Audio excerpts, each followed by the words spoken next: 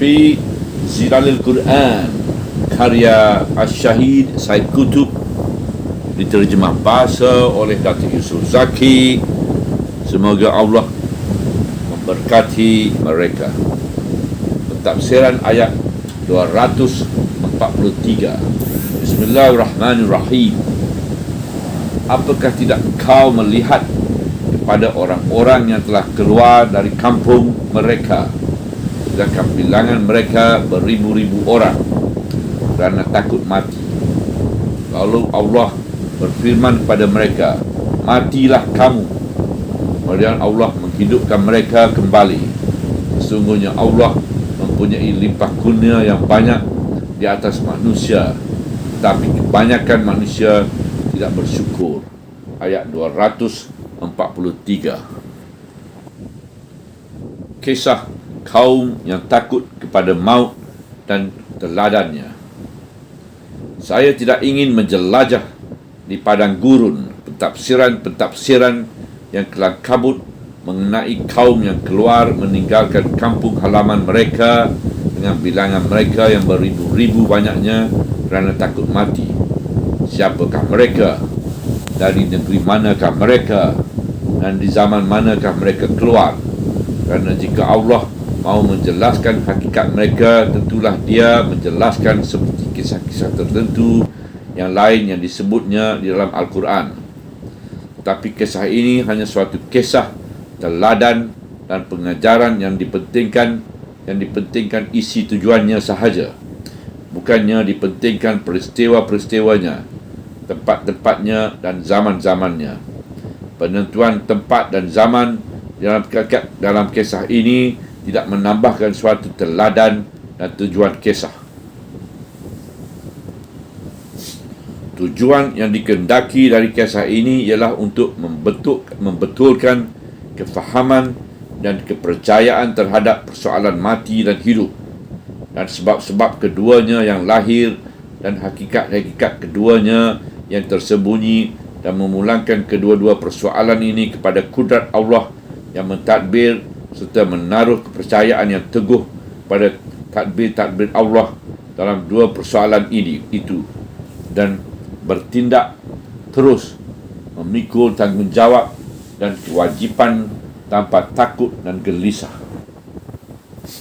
Segala yang ditentukan Allah itu tak wujud.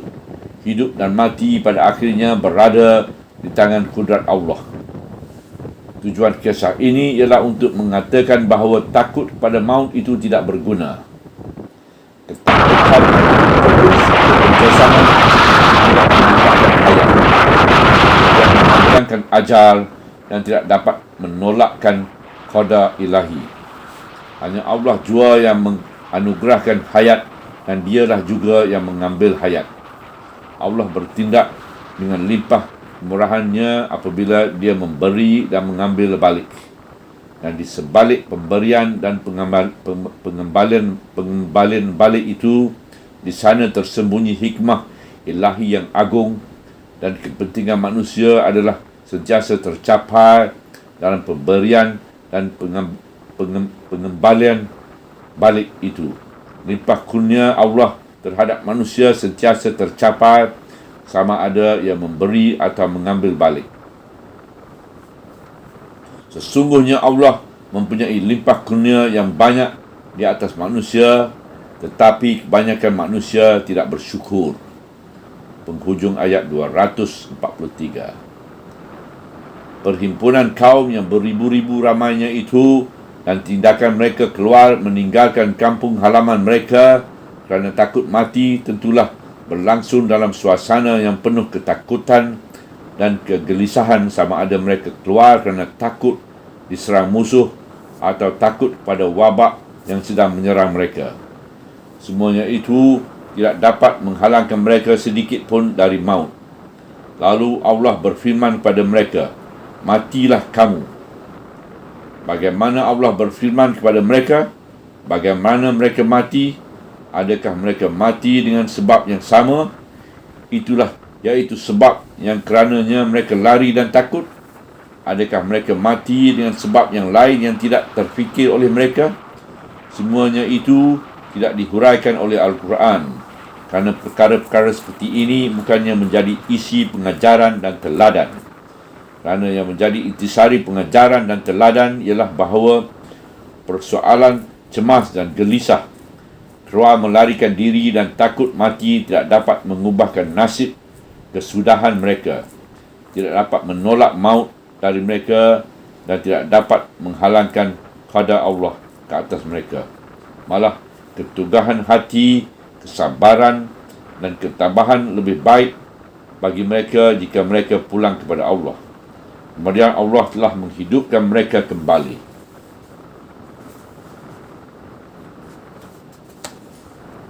Bagaimana?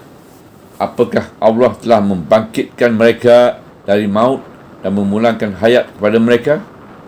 Apakah mereka telah meninggalkan di belakang mereka satu zuriat keturunan yang hidup dengan semangat dan jiwa yang kuat?